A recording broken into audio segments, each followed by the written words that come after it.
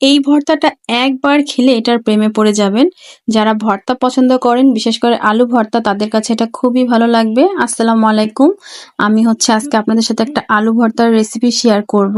এটা খুবই টেস্টি। এটার জন্য মেইনলি উত্তরবঙ্গের যে ছোট ছোট দেশি লাল আলুটা হয় সেটা নিতে হবে। এটা একটু হালকা ছিলে আমি সিদ্ধ করতে দিয়েছি এবং সাথে দিয়ে দিয়েছি রসুন এবং কয়েকটা কাঁচামরিচ। এবং যখন এটা পানিটা শুকিয়ে আসবে তখন একটু সরিষার তেল দিয়ে এটাকে খুব সুন্দর করে ভাজা ভাজা করে নিলাম। আর এখন এটা বাটনার মধ্যে নিয়ে খুব ভালো করে মিশে নিব এবং অবশ্যই আলুটা ঠান্ডা করে পিষতে হবে, তাহলে আলুটা একটু আঠালো হবে। এই ভর্তাটার মজাই আলুটা আঠালো থাকবে, এটার ভিতরে কোনো পানি পানি ভাব থাকবে না।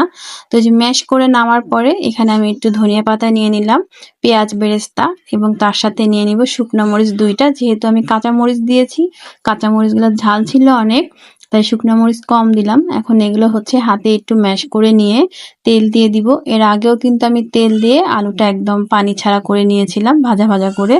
এখন এটা হাত দিয়ে ডলে ডলে খুব ভালো করে মেশাতে হবে, যেন এটা খুব ভালো করে মিশে যায়। আর এই রসুনের সাথে এই কম্বিনেশনটা আলু ভর্তার এত মজা। আর বিশেষ করে এই আলু ভর্তাটা এইভাবে করে খেলে যারা আলু ভর্তা পছন্দ করেন সবারই এত ভালো লাগবে। কেমন হলো সবাই জানাবে।